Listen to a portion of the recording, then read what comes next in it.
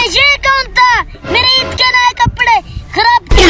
हाय मेरा जेवरात, अबे जोर जोर पकड़ो से मेरा जेवरात लेके जा रहा। अबे इधर छुपा देता हूँ, वो मेरे पीछे लगा हुआ है, 2 दिन के बाद आकर निकालता हूँ।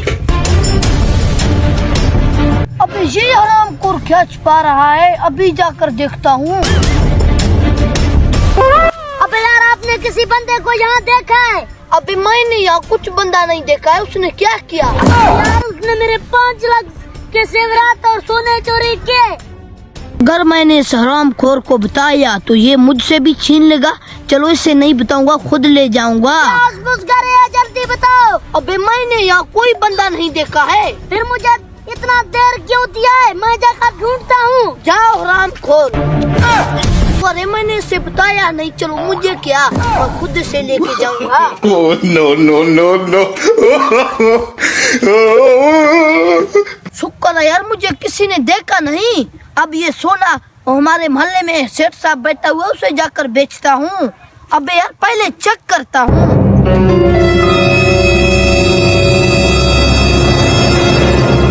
अबे इसमें तो है भी कुछ नहीं। ये हरामखोर ने मुझे ऐसे बेवकूफ बनाया यार।